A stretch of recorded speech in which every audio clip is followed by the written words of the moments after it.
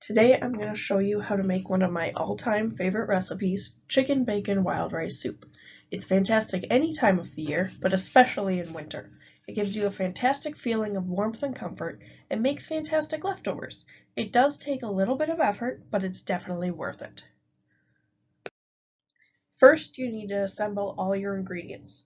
You need 3 10-ounce cans of chicken broth or 1 32-ounce box, 2 cups of water, half a cup of wild rice uncooked, half a cup of finely chopped green onions, these are totally optional, half a cup of butter, that's 8 tablespoons or 1 stick. Don't worry, I have to look it up every time too. Next is 3/4 cup of all-purpose flour mixed with salt, poultry seasoning, and pepper to taste. I vary which seasonings I use every time, but I tend to use something like Lowry's seasoning salt in addition to whatever I find in my cabinet that day. Today I'm using Northwood's seasoning from Penzeys Spices. Next is 2 cups of half and half, or 1 pint, which is the little box. 1½ cups of shredded chicken. I prefer to use the pre-shredded rotisserie chicken you get at any grocery store. But sometimes if I'm lazy or I don't have it, I use a couple chicken breasts that I just cook up and then shred. Next is 8 slices of bacon cooked and crumbled. I vary this depending on how I feel like making it. I usually make my bacon in the toaster oven, but it only fits 4 pieces and the soup never seems to be lacking for it. This could also be optional, but honestly, why would you leave it out? The last, and again optional item, is 1 tablespoon of chopped pimento. I used to always leave this out, but I added it the last time and it definitely adds a lot of value. Now that you have your things, you're ready to make tasty soup. First, you're going to get your bacon cooking while you're making the rice. I put 8 slices of bacon on a little rack in a pan covered in foil for easy cleanup. I baked this for about 25 to 30 minutes at 400 degrees. Do not preheat the oven. Just stick the pan in there, turn it on, and you're good to go. Now for your rice mixture. You're going to take your box or cans of chicken broth. This is the broth I use. It comes in a 4-pack from Costco. It's really tasty, but really you can use any broth. It doesn't matter. In a large saucepan, you're going to take your 2 cups of water, your box of broth, and your half cup of uncooked wild rice, and just throw them all in that saucepan. If you're going to add green onions, throw those in too, but again, totally optional.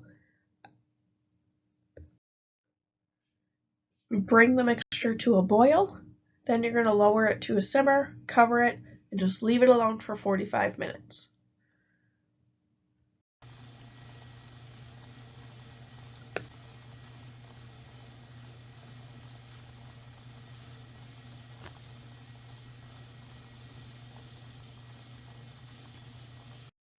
Once the bacon is crispy, you'll want to take it out of whatever you're cooking it in, put it on some paper towels, pat it with another paper towel just to kind of get the grease off. Just set it aside until you need it. It'll cool down enough for you to crumble it when you need it. When you have about 5 minutes left on the rice, you're going to start the next part of the soup. You're going to melt the butter on low, stir in the flour, salt, seasoning, and pepper. You're basically making a roux, but it's going to be tastier. Once you've got the flour all stirred in to the butter, now you're going to add the half and half. This is probably the most difficult part of the whole thing, and it's really not difficult at all. You'll slowly pour in the half and half, mix it up. What I usually do is add a little half and half, mix it up until the flour absorbs it, add a little more, mix it up, and then I continue until the whole thing is one nice liquid mixture, much like this. Then you take it off the heat once you have it all mixed. Now comes the beginning of the end. Take your pan of rice and pour the whole thing into the crock pot. You probably will have some extra liquid. That's okay. This is a soup. It's supposed to be liquidy. You can use a liner in the crock pot if you want. It kind of helps on cleanup, but if you soak the crock pot right away, it's totally not necessary. Anyway, pour the whole pot of rice into the crock pot, liquid and all. Next, you'll pour your whole flour butter mixture. Then you'll add in your chicken, crumble your bacon into the crock pot. If you're going to add pimentos, you can add those now. Put your crock pot on low for any time between 2 to 8 hours. If you're going to have it sit for more than 4 hours, I usually check on it and add a little more cream at that time if need be. If you have more half and half, you can use that. Otherwise, you can use milk, heavy cream, really just any kind of liquid to get it a little creamier. Now's the hardest part. Now you just wait.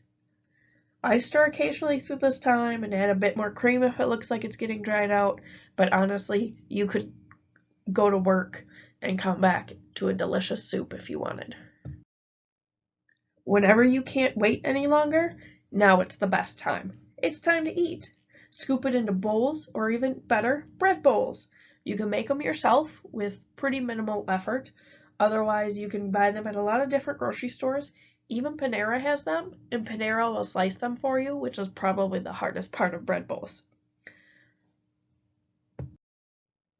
I hope you try this soup out. It's super delicious and has a million ways of customizing it based on your preferences.